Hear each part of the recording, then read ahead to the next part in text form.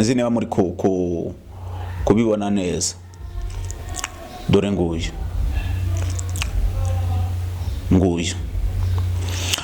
iyi nimero naje kureba nshyiraho +1 mitamana ko ari yo muri Netherlands, ariko ku ifoto yashyizeho ifoto. Amakuru ngewe nahawe icyakora ntaramenya niba ariko kuzuye 100% kuko icyamwishe mu by'ukuri ntabwo cyari cyakamenyekana.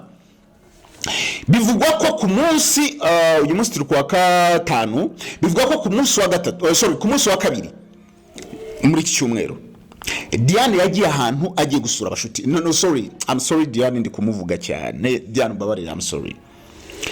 Anne yagiye ahantu agiye gusura abashuti be, barashiringa banza barasangiye ibya Noheli. Sinzi urumva yari umunsi umwe Noheli baye, baraganira. Ari inshuti ze z'abakobwa batatu, hari harimo n'umusore umwe.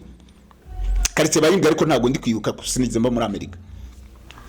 Arangije Anne yaraje araryama bisanzwe, yisomera udufilime, yasoma ibitabo nk'ibintu nk'ibyo. Ariko bivugwa ko kuva icyo gihe umunsi ukurikiye Anne ntago ngo yatangiye kumva ameze neza, agenda kwa muganga.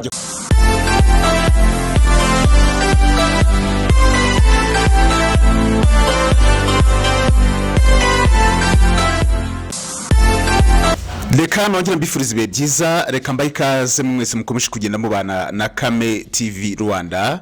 Amazina yanjye ni Chris Kame. Nkuko musanzwe bimenyereye umunsi ku munsi tugenda tuganira mu buryo bugiye bitandukanye, tukareba byinshi babigiye bitandukanye biba bigenda bivugwa mu buryo bugiye bitandukanye.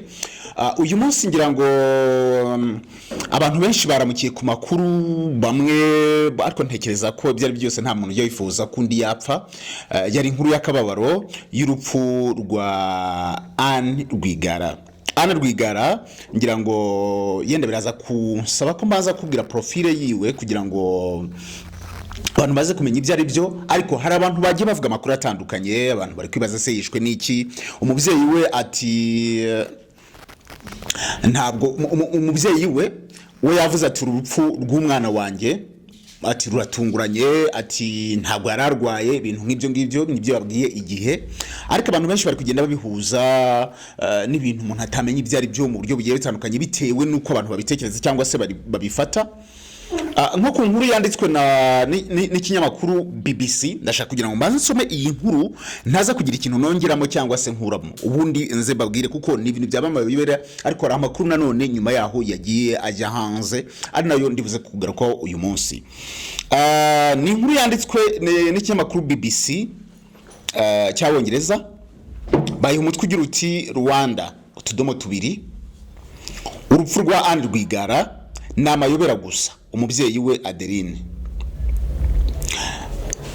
Barandika bati Anne Rwigara, umwe mu bana bo wahoze ari umucuruzi ukomeye mu Rwanda, Paul Rwigara, yapfuye kuri uyu wa kane aguye muri Amerika aho yaratuye nk'uko abo mu muryango we babyemeza. Umwe mu bantu ba hafi mu muryango wabo yabwiye BBC ko Anne yapfuye nyuma y'igihe kitari kinini ababara mu nda aho yaratuye muri leta ya California. Umubyeyi we Adeline Rwigara ubi Kigali mu nyandiko yabwiye BBC ati ntiyarwaye, ni iminsi ngahe gusa, ni amayobera gusa. Anne Uwamahoro Rwigara ubu wari ufite imyaka 41, dushingiye ku mwirondoro yahaye urukiko mu mwaka wa 2017. Yibukwa muri uwo mwaka ubwo yamaze iminsi afunganye na nyina Adeline hamwe na mukuru we Diane Rwigara bashinjwa ibyaha bitandukanye. Hari nyuma y'amatora ya perezida ya 2017 aho mukuru we Diane yangiye kwiyamamaza kuri uwo mwanya. Ayo matora yatsinzwe na perezida Paul Kagame wagize amajwi hafi 99%. Kugeza ubu nta makuru arambuye aramenyekana ku cyateye urupfu rwa Anne Rwigara wari ufite ubwene gihugu bwa Amerika nk'uko bivugwa n'ibiro ntaramakuru Reuters. Paul Rwigara nawe bamuvuze n'umwe mu bacuruzi akaba n'umunyenganda waruzwi cyane mu Rwanda kuva mu myaka hafi 40 kugeza apfuye muri 2015. Urupfu rwe ntabwo ruvugwaho rumwe. Igipolisi cy'u Rwanda cyavuze ko yazize impanuka yo mu muhanda. Umuryango we uvuga ko yishwe mu mpanuka yateguwe. Wandikiye perezida Kagame umusaba ko hakorwa iperereza ku rupfu rwa Paul. Uvuga ko hari ibyo atumvikanaga n'ishyaka riri ku butegetsi. Anne Rwigara uvuga ko yageze ahabereye iyo mpanuka ikimara kuba. Nyuma yabwiye abanyamakuru ati tucyagera twasanze abantu bigaragara ko bogeza, twaramubonaga ari muzima uko byari bimeze byaranashoboka kubanza gukura umubyeyi wacu mu modoka bakamujyana kwa muganga ariko polisi yo yakuraga imodoka mu muhanda umuntu akirimo kandi ari muzima bigaragara avuga ko ngo bageze kwa muganga babwiwe ko Asina Paul yapfuye yongeye ati twasabye apolisi ko babanza kumushyikiriza muganga ngo arebe ngo nuko ngo abapolisi baraduseka cyane Anne mukuru we Diane n'umuzeye wa Adeline baje gufungwa muri 2017 ku birego bitandukanye birimo ibishingiye ku byo bagiye batangariza abo miryango yabo cyangwa ibinyamakuru Anne Rwigara yarazwe icyaha kimwe cyo kugambirira guteza imidugara muri Rwanda icyarahuriyeho na mukuru we ndetse na nyina ariko bo bashinjwa nibindi Anne yaje kurekurwa n'urukiko ariko mukuru we Diane n'umuzeye we Adeline bo bari bamaze igihe kirenga umwaka bafunze muri 2018 kugeza muri 2021 Anne nabwo yabonetse mu nkiko aburana ku ruganda rwa Premier Tobacco Company Limited rwazo rugwase nawe yarafitemo imigabane ariko kunyereza imisoro ya miliyari 3 ibyo we nabunganizi be bahakanye itabi ibikoresho n'ibindi bigize uruganda nyuma byatejwe cyamunara ku mbuga nkoranyambaga abantu batandukanye batangaje akaboro batewe n'urupfu rwa Anne Rwigara impamvu y'urupfu rwe ntabwo yari yamenyekana ariko benshi bagiranariza iri jambo rya mama we kuko mama we yanditse agira ati namayobera gusa ati namayobera gusa ati ndiyarwaye ni minsi ngahe gusa namayobera gusa ariko nanone reka hari ikintu kimwe mbaza kubwira abantu kimwe mbaza kubwira abantu umuntu wese muri ubu buzima turimo umuntu wese n'umukandida wo kuba yakwitaba Imana n'umukandida ukumeze kose n'umukandida kandi nta muntu numwe wandikiye ngo azapfira kuri iyi myaka nta muntu wanditse ngo uzapfa ufite imyaka 30 ufite imyaka 50 ufite imyaka 100 nta numwe byanditse buri wese n'umukandida wo kuba yapfa ntabwo ari kuba Diane yapfuye kuba Anne yapfuye ni gitangaza uretse ko nta muntu byishimira ariko navuga ngo abantu benshi ntago nuvuga ngo impamvu ya mukobwa abantu bashatse kubishyira muri angle politique nuko yigeze afungwa icyo gihe agafungwa ndetse mu kiganiro abanyamakuru icyo gihe ubwo urumva we yarafunzwe aregwa kuba gushaka guteza imidugara muri Rwanda nyuma za no kujya mu nkiko kubijyanye na company ya se ariko we mu ijambo nza no gushyiramo yabwiye abanyamakuru yavuze ati hari amagambo yavuze ati ntabwo umuntu akaba yazira ibyo wakora ibintu nk'ibyo ngibyo tunejejwe nuko bagiye gutaha tunejejwe n'icyavuye mu cyemezo cy'urubanza cy'urukiko ariko nanone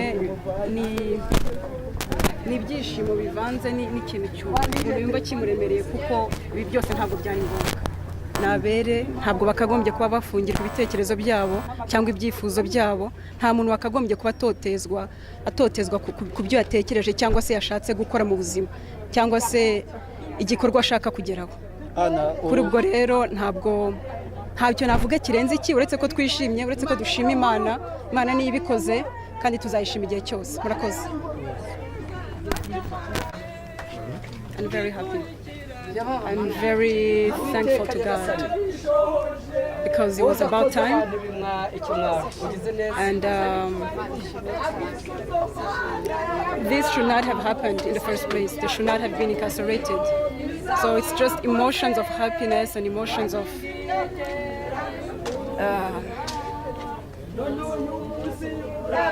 just looking at the journey that it's been and understanding that it was just not necessary. You cannot be incarcerated for your opinions or your ambitions.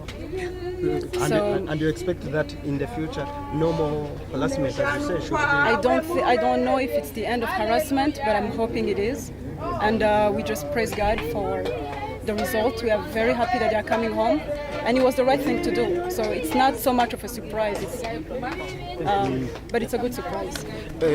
Ndetse nyuma yaho n'umukuru w'igihugu yaje gufata ijambo avuga kuri aba bantu.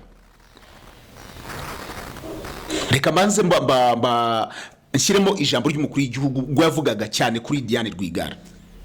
Bakaza muri twe bakatubwira ko kabona abo ngabo bafite izo ntege nke ndetse ntibababwira ko bafite intege nke ahubwo bakaziheraho bababwira ko ari ibitangaza, bakababwira ko isi ndetse ari bo igenderaho, bakabwira ko bafite muri bo ibintu abandi batabonye, bakabwira ko baruta abandi, abo basangiye igihugu, abo banaga, abo bakoranaga, abo bitangiye hamwe, bakabwira ko ari ibitangaza, ndetse bakababwira ko niwaba ariko bababona, niwaba aho baturuka aho hanze bababona ko aba ari bo bitangaza bakwiriye kuba bari imbere y'abanyarwanda, babayobora ari bo ariko atari byo bavuga, batavuga kuyobora abo banyarwanda, ahubwo bavuga kubayoborera abo banyarwanda. Iyo wageze aho uba wabaye igikoresho, ntabwo uba ukiri wa munyarwanda wari waritanze, wagenderaga kuri ya mahame twese dusangiye, twaganishaga ku nyungu rusange, ahubwo uba wabaye igikoresho cy'aba bandi bagushuka, ndetse ahubwo bamwe bakabatera n'ibibazo, kuko baza bababwira ko ndetse nibagerageza kujya muri iyo nzira babagira inama kujyamo, baba ari iruhande bazabafasha. Niba ushaka ibintu nibitagenda neza cyane, ndetse bazaguha n'impapuro zigutwara iwabo ujye kubayo, kandi kujya kuba muri Amerika cyangwa kujya kuba mu Burayi, ku Banyafurika bamwe bateye batya b'intege nke, bo ni ishema kuri bo, niyo waba ukora ubusa. Reba, kuva hano barakugize igitangaza nawe ariko wabyumvaga, ndetse ushaka kuba umuyobozi w'igihugu, byananirana ugashimishwa n'uko bagutwaye iwabo,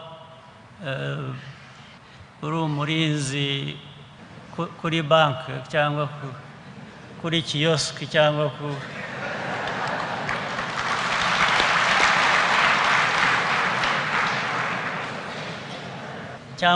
wirirwa uterura amabogisi y'imyenda ya caguwa imwe batugurisha. Niko bimeze, bamwe kuri bo niko bimeze. Nimumbwire iyo transition yo kubura igitangaza hano, abantu barakugize igitangaza, ariko muri izo ntege nke utumva ko ari intege nke, utabibona ko bagukoresha, ndetse ukiyibagiza n'ibyo wari ukwiye kuba wubahiriza, kubera ko ufite abo bantu bakuri inyuma, ndetse bazagutera ingufu nihagira ikigukoraho, niyo cyaba cyubakiye ku mategeko, bazavuza induru, bavuga ngo u Rwanda, bati twumura tuzavuza induru tuvuge ko mu Rwanda buriya bazatinya kuvuga ngo mu Rwanda bafashe umwana w'umukobwa mutoya washaka kuba perezida, bamubuza amahoro, none dore banamufunze, ukamusezeranya ko ari byo bazavuga, kandi ko tuzabitinya, ndetse kubera ko tudashaka kugaragara nabi. Ariko iyo byasanze abantu nka FPR Inkotanyi batabiha amatwi cyane ngo babyumve, baza batubaza ibibazo nk'ibyo, tukabasubiza ibyo bakwiriye kubwirwa, ndetse tukabereka ibibazo ahubwo batera bari inyuma cyangwa biri n'iwabo.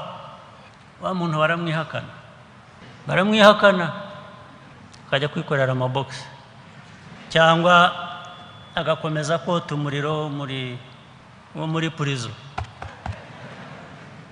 Ariko urumva ko biba bifite aho bihuriye, baraza bakabeshya abantu bakabagira ibitangaza, kubera ko ariko ibyo ari byo byose, ngira ngo twebwe guharanira ubumwe bwacu nk'uko n'ahandi babigenza, nk'uko iwabo babigenza, ntabwo kubiturega byadutera ubwoba, nta nubwo byatubuza guharanira ubwo bumwe bwacu, umutekano wacu, no gushaka gushyira imbaraga zacu hamwe kugira ngo twigeze kure bishoboka.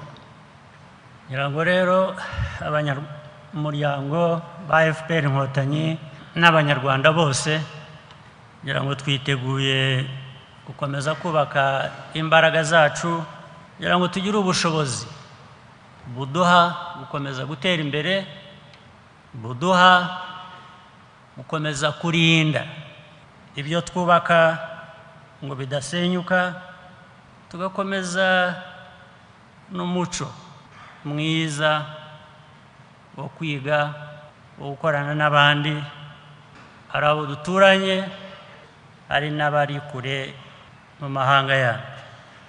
Ariko akenshi iyo ugiye kureba iyo byose navugaga uzabisanga byombi, ari imikorere myiza, ari uko kubaka ubushobozi, ari uko uzabisanga muri twe, muri mwe uko twicaye hano.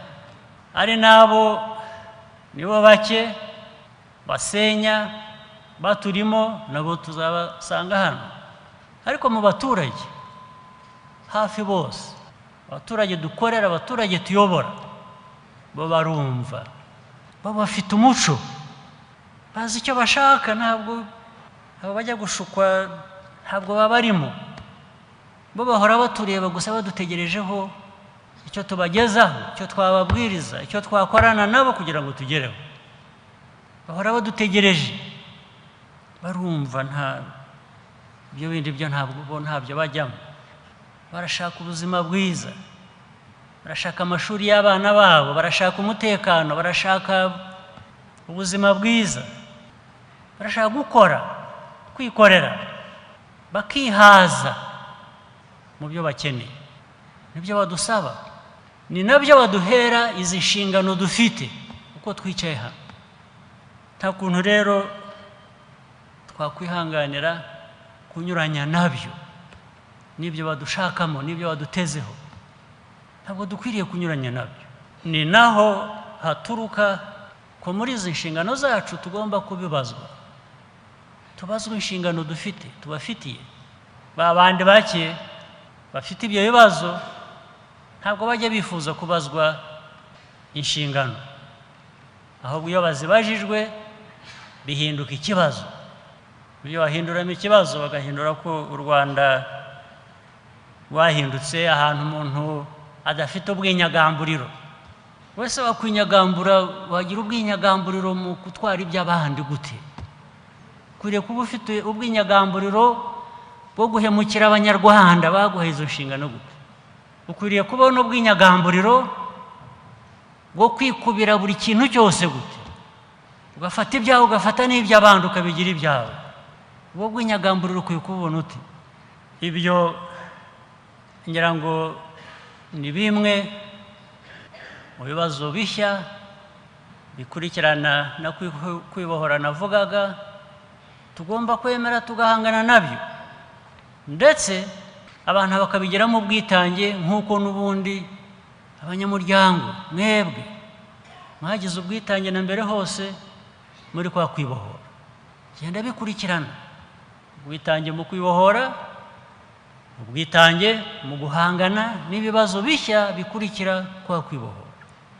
Ntabwo twatezuka kuri iyo ntego, ndetse ibyo nibyo bivamo uburere, inyigisho dukwiriye kuba duha urubyiruko rwacu, abana bacu, abayobozi b'uyu munsi n'ejo b'u Rwanda. Muri uru rubyiruko rwicaye hano tuba dukwiriye kwibaza ngo ariko turwigisha iki? Rurerwa rute? Turuha iki? Urugero duha aba bana, uru rubyiruko ruburuhe? Ntabwo ari ibintu gusa bishobora kubaho ku bwabyo gusa bidafite aho bikomoka. Nkiri kuri ibyo ngibyo, reka nongere mbona umwanya iki kintu cy'umuco cy'iby'abantu tubona, cy'ibyo dukwiriye kuba twiga. Reka ntange ingero ebyiri nigeze kuba hano ubundi ariko reka mbisubiremo kuko ntabwo nakumva impamvu ikomeza kugaruka.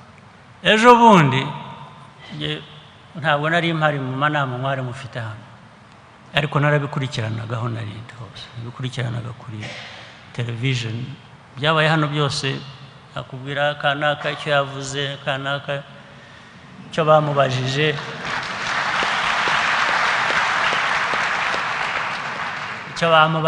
icyo yashubije, abavugaga bakarondogora bakabahagarika byose. Kandi nyine nsubiremo ikintu kimwe mbasaba, ariko nizere ko rwose bibaye ubwanyu. Nakomeje numva imvugo hano, abantu bahaguruka akavuga, ugiye gutangira akavuga ukuntu ni ukuvuga, cyangwa ngira ngo icyo nshaka kugeraho ni nko kwivuga. Abantu barivugaga, kwivuga murabizi, uko kwivuga umukuru ahaguruka, umuto agahaguruka, ukavuga ko abantu amahanga aza kutwigiraho, amahanga afite ibyo twigiraho. Iyo mbyumvise bintera ikintu cye. Iyo mvugo ni imvugo ki? Ni imvugo ki y'abanyamuryango, y'abakada, ya FPR? Mu Cyongereza hari ibyo amagambo bita ngira ngo ni bragging. You are bragging about what? Muri rata niki? Ko hari ibibazo byinshi byo gukemura, mwaretse akaba ari byo dukemura.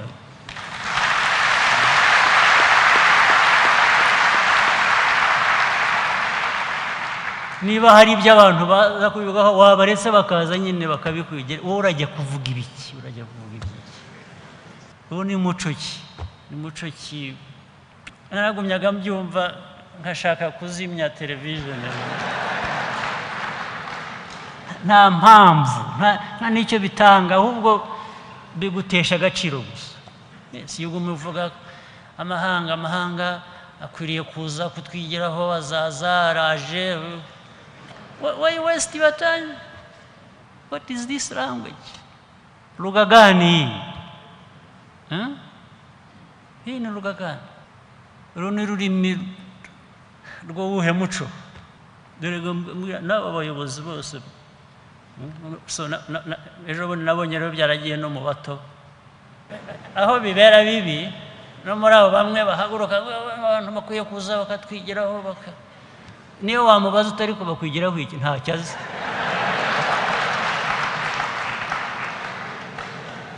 Ntazi n'u Rwanda, ntazi n'ikinyarwanda, arabivuga mu ndimi z'aho.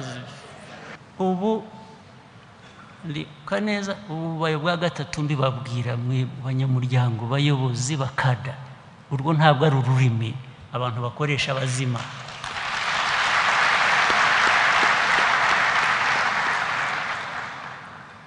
Mubirekeraho izo mbaraga zo kwigamba, zo kwirata ko abantu baza kubigeraho, tuzikoreshe kukubaka, gukemura ibibazo bifite ubwoko.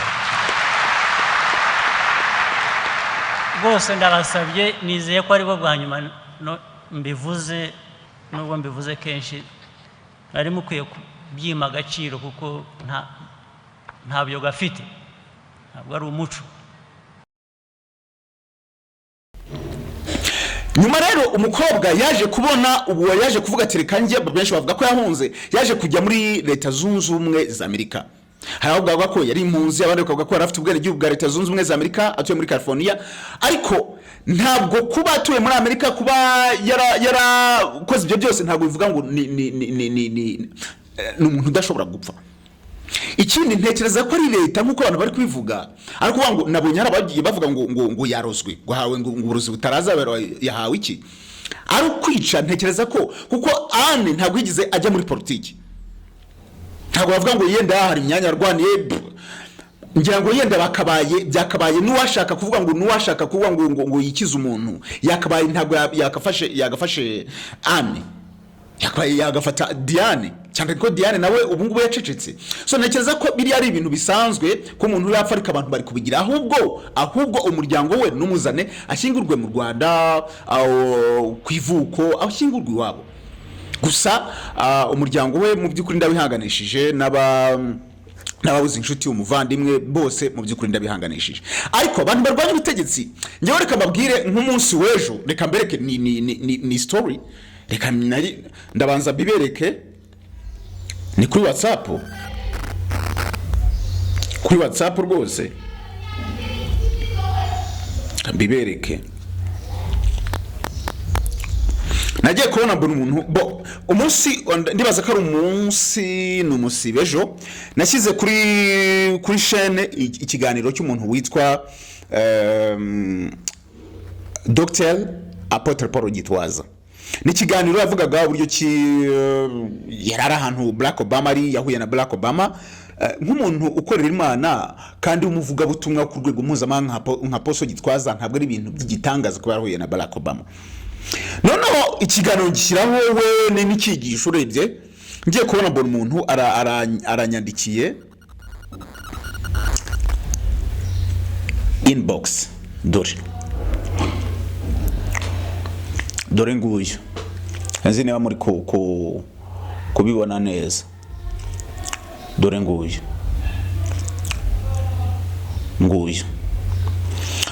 iyi nimero naje kureba nshyiraho +1 mitamana ko ari yo muri Netherlands ariko ku ifoto yashyizeho ifoto ya Moise Katumbi uri kwiyamamariza kuyobora Kongo muri iyi minsi unashinjwa kuba abangira ngo abambari ba Kisekedi ndetse na Kisekedi bamushinja ko bashobora kuba ari mu ruhande rw'u Rwanda arangije yandika message ndende iri mu rurimi rw'igifaransa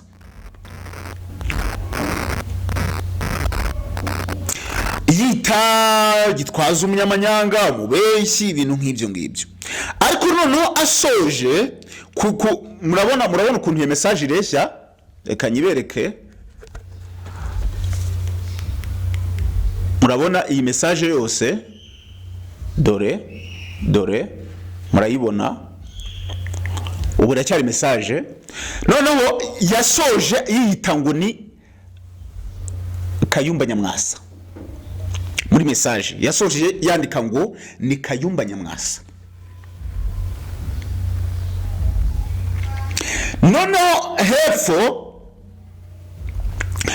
reka nsome nk'agace kanyuma yaranditse ngo Zairwa tu n'as jamais eu un seul diplôme non Zairwa tu n'as jamais eu un seul diplôme universitaire ntukiyita ibitangaza ngo uri docteur genda ushaka akazi comme tout le monde uhagarike ubu escroc bwawe ugiye gusaza uri igisuma nta soni ubwo yanditse avuga ngo iyi message nyiranse kuri Paul Gitwaza ndashaka kugira ngo nkumvishe uburyo cy'abantu barwanya ubutegetsi hari uburyo bageraho bagatandukira ku bintu bita akantu gato bakagahuza n'ibintu utamenye ibyo ari byo noneho amaze kwandika uyanditse ngo Kayumba Nyamwasa nge nahise mwandikira ndamubaza wowe urinde uza gutuka abantu wowe se uri umunyakuri ubundi se ninde waguhaye iyi nimero nguze kuvuga ubusa muri inbox yanjye ahita ambwira ngo nibwo nahise menya ko ari umurundi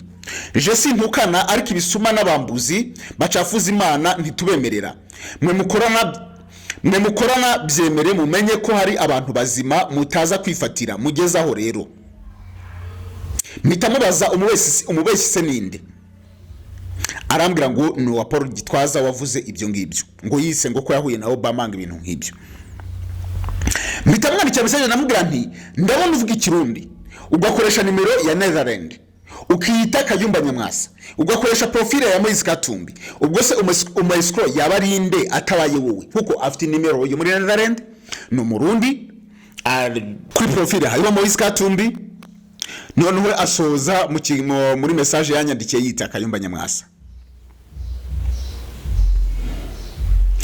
mu magambo bintu yagiye ambwira yagina gasabye umukozi w'Imana ibintu nk'ibyo ndamubwira ati ngiye kubroka ibintu nk'ibyo none ageraho ndamubwira se kwitango Kayumba Nyamwasa kandi ari umuntu urwanya igihugu utifuza u Rwanda ibyiza nabyo si byiza ndamubwira nti yubaho ko nari maze kumva ko ari umurundi bitewe nuko yandikaga ahita ambwira ngwabo ngo se kutanzi kukinje ugiye kumbeshyuza urinde se wowe ukorotse uvahe atambwira ngo jya kuri Facebook wandika izina ryose ureba abantu usanga bafite iryo zina uzi ko bishobora kugukomerana nawe amatangiye kumbwira ibyo wajya mu bintu byo kuvuga ngo gitwaza ngo numa strong ngo bamwirukanye ngo muri Suisse ngo afite ngo ni impuzi muri Amerika ngo numudamu wamushaki ibipapuro by'ubunzi ibintu nk'ibyo uwo muntu njyewe nahise mu block ubu naramubrotse ariko icyo nshatse kuvuga niki nuko abantu barwanya ubutegetsi bagenda barura ku kantu gatoya cyane bakavuga ngo kuba umuntu afashe ikiganiro ari kuvuga buryo ki ari umukozi w'Imana uturuka mu Rwanda muri video bivugamo ku kantu juste claro baza kuvuga ngo yicaranye na Barack Obama kumva ntabwo ni umuntu nguri kwishyira hejuru ngo ni umuntu uri kuvuga ngo ibintu bese ibintu nk'ibyo ariko nanone reka mbabwire ngo abantu bose bagiye babona nk'urupfu rwa Diane Rwigara bagatekereza Diane yahawe uburozi Diane yagize gute Diane yagize gute amakuru ngewe nahawe icyakora ntaramenya niba ariko kuzuye 100% kuko icyamwishe mu by'ukuri ntabwo cyari cyakamenyekana bivugwa ko ku munsi uyu munsi turi kwa gatanu bivugwa ko ku munsi wa gatatu ku munsi wa kabiri muri iki cyumweru Diane yagiye ahantu agiye gusura abashuti I'm sorry Diane ndi kumuvuga cyane Diane babarira I'm sorry Anne yagiye ahantu agiye gusura abashuti be barashiringa banza barasangiye ibya Noheli sinzi urumva hari yari umunsi umwe Noheli baye baraganira ari inshuti ze z'abakobwa batatu hari harimo n'umusore umwe karitse bayimbye ariko ntago ndi kwibuka kusinize mba muri Amerika arangije Anne yaraje araryama bisanzwe yisomera rebudu filime yasoma bitabo nk'ibintu nk'ibyo ariko bivugwa ko kuva icyo gihe umunsi ukurikiye Anne ntago ngo yatangiye kumva ameze neza agenda kwa muganga ibintu nk'ibyo ejo bundi rero ejo aza kwitaba Imana ariko yitabye Imana n'ubundi babona atari ibintu kuko ajya kwa muganga akagaruka ibintu nk'ibyo nkuko arwara malaria ukajya kwivuza rero niba ntekereza ko ari inshuti ze ari uburyo rega inshuti ze zishobora kugwa ibintu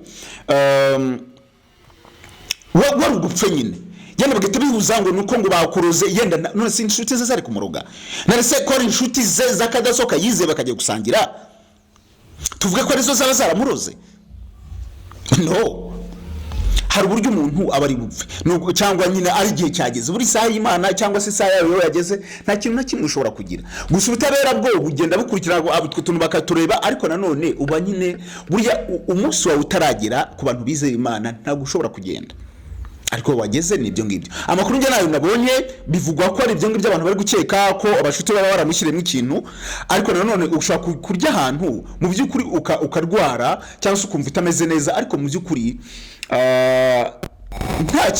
nta kindi bakuvangiye nta n'ikindi bagushyiriyemo none umuntu akwibaza ngo se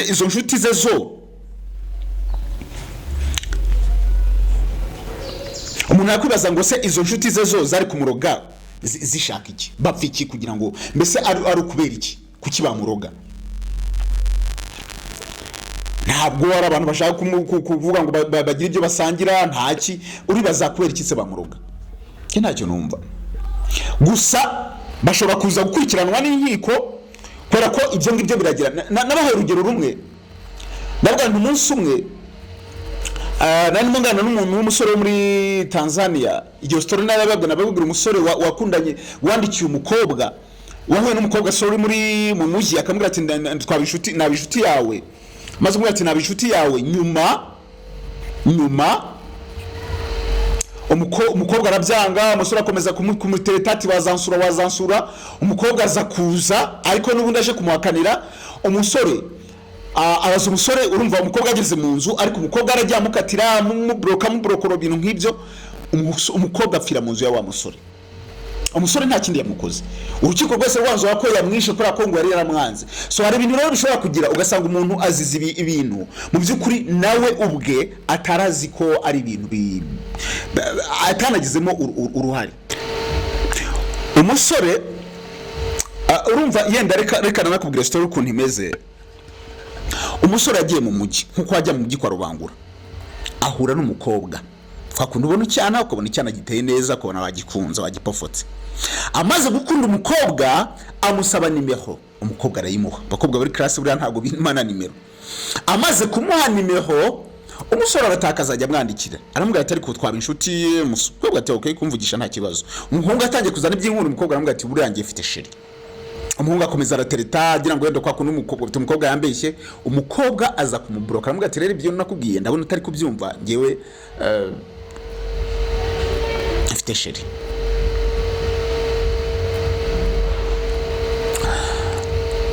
umusore aza gufata urumva byamaze ngo hafi nk'ukwezi aza gufata umwanya yandikira wa mukobwa aramubwira ati rero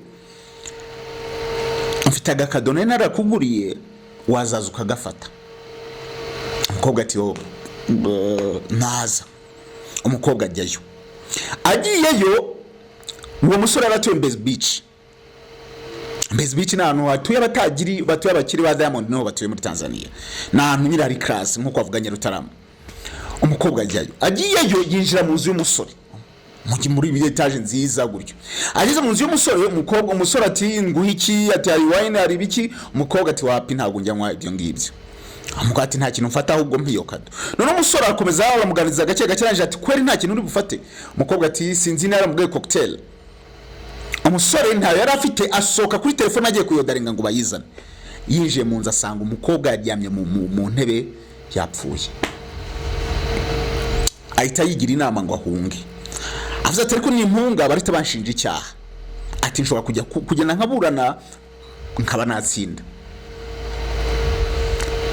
umusore bibayaho aza kugatereka mpamagare polisi iraza isanga umuntu koko yitubye Imana of course umusore bagomba guhita bamujyana umusore nta kindi kimenyetso kimushinjura cyari gihari baruga ati umuntu biragaragara ko uyu mukobwa amuteresa akakwanga dore arakuporose uragira gute ati wamushukishe kado kugira ngo azaze umwice ariko mu by'ukuri umusore muri we yaravuga ati nanjye koko mu bigaragara naramwishe ariko mu kuri kurimo imbere mu mutima wanjye ntabwo nigeze mwica so ibyo ngibyo rero ndabona wamenye cyakora ariko nanone ibyo bibaho ko umuntu ashobora guhura arensida bigahurirana rero abantu bo kuvuga ngo yishwe n'u Rwanda yagize gute numva atari ibitekerezo byiza gusa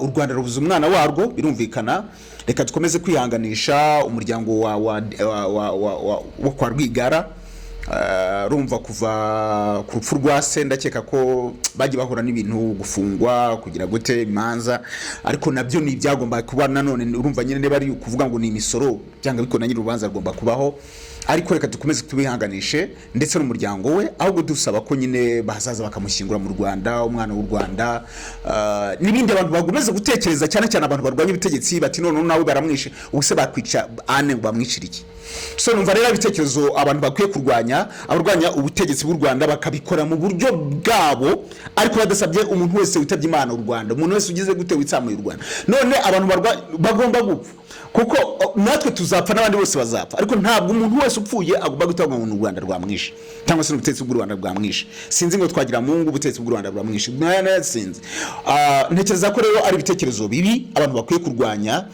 bakareka guherekeza umunyakwidendera amagambo atari meza amagambo mabi yagize gute ahubwo bakamusabira ku buryo yakwakirwa mu ijuru ku buryo imirimo yakoze myiza yamuherekeza kandi niyo atakoze myiza ko abatura abantu tuba turi ku isi Imana ikaba yamworohereza ndabashimiye amazina yanjye ni Chris Kame